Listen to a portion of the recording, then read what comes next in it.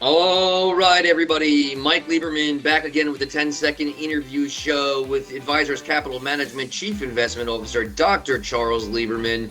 As I've said so many times before, yes, we are related. Again, recap very quickly. 5 questions.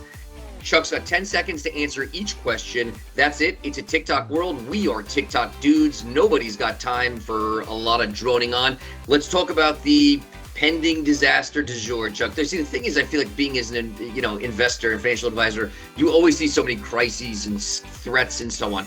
This time around, we're talking debt ceiling, right? We are largely running out of time. It is the shiny new object that everybody's talking about. Worst case scenario, right? We go, debt ceiling doesn't get approved, the extension of debt ceiling doesn't get approved. How do stock and bond markets react? 10 seconds, go. They puke. Okay, that's quick and blunt. Okay, in the event they puke, much like TARP in 2008, which was not approved by Congress the first time around, markets then, in your words, not mine, puked. Then Congress got its act together. 2 days later, voted through TARP. You expect a similar reaction? Absolutely. That might be what it forces Congress and the administration to come to a deal, but hopefully it doesn't come to that. Okay. Now, this becomes a larger issue because obviously there are a lot of people who own treasuries who theoretically wouldn't get paid, but on the corporate level, there's a lot of companies. No, go ahead. All right, jump in. Yeah, they are going to get paid. Maybe the payment gets delayed by a few days. Maybe that's inconvenient, but the fact of the matter is they are going to get paid. I think that the market is getting carried away with the possibility that people won't get paid. So you think more of like a technical default. And again, now we're going to be way over. These aren't really questions that I thought about, but your answers are short, so we can go bonus.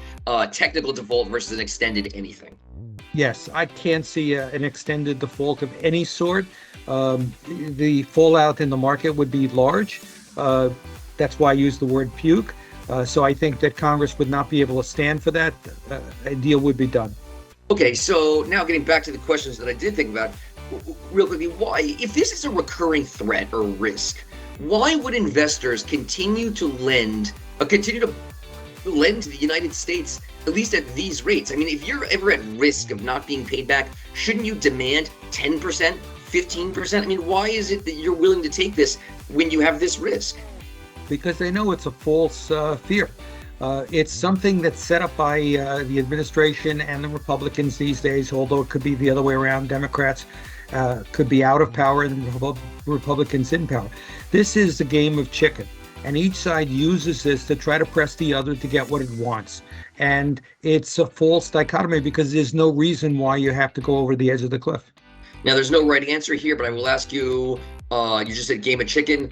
Do you think either party blinks, or do they need to have the market scare them, to getting there? No, I think that neither party wants to be associated with a default. So that's a very strong motivation to come to an agreement. There's just no reason to come to an agreement until the last minute. And then the last minute can still be postponed, so it could be later than the last minute. Okay, last question. You're doing a great job staying under 10 seconds, and these are, really important issues, really important questions.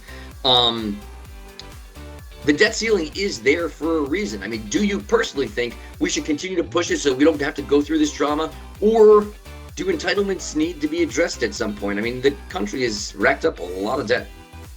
Yeah, that's exactly right. And there's no real reason to have a debt ceiling. People who criticize that are correct. But it is very useful politically in order for each side to force the other to try to come to the table to negotiate budget issues.